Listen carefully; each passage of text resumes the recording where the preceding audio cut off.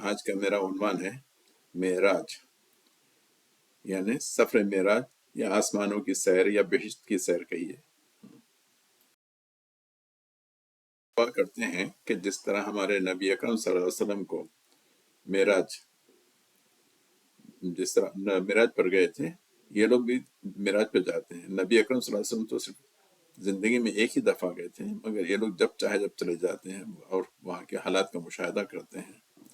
اور خیر ایک حصہ تو اس میں ہے، دیوبند کے جو مشہور وہ ہیں کہ شیخ العرب و عجم امداد اللہ مہاجر مکی، یہ ان کی کتاب ہے۔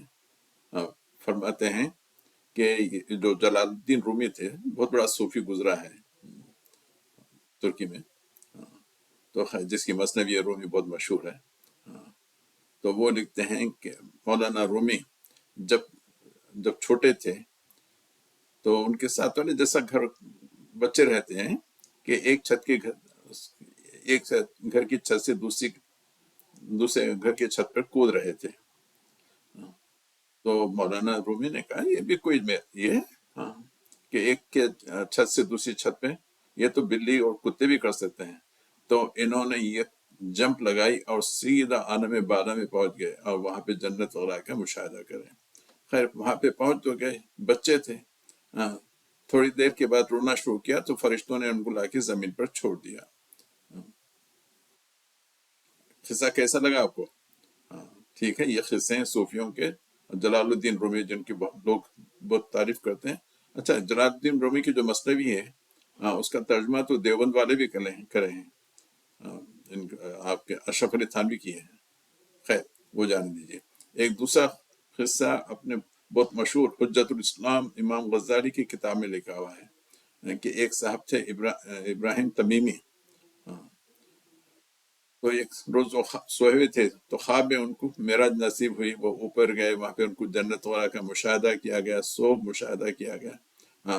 اس کے بعد جب نبی اکرم صلی اللہ علیہ وسلم خود، یعنی انہوں ہمارے نبی سے ملنے نہیں گئے، بلکہ نبی اکرم صلی اللہ علیہ وسلم اپنے ہمراہ کئی یعنی 40 سے زیادہ پیغمبروں کو لے کے آئے، ان کے پیچھے پھر اور بہت سے لوگوں کی فوج تھی، وہ سب یہ صاحب سے ملنے کے لیے آ گئے۔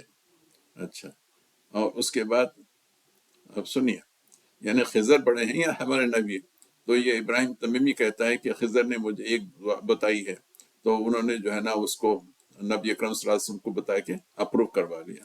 لا حول ولا قوت الا باللہ، اللہ لعنت ہو ان صوفیوں پر جنہوں نے ہمارے مذہب کو دیو مالیہ کی قصے کہنے والا بھی۔ اچھا، ایک وہ بھی ہے آپ کے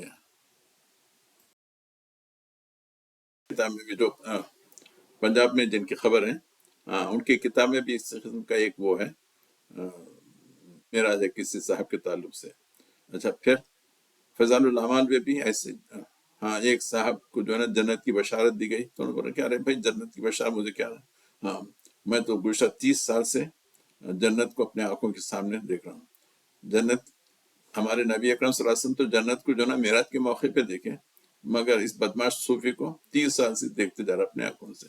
لا حول ولا قوت الا باللہ۔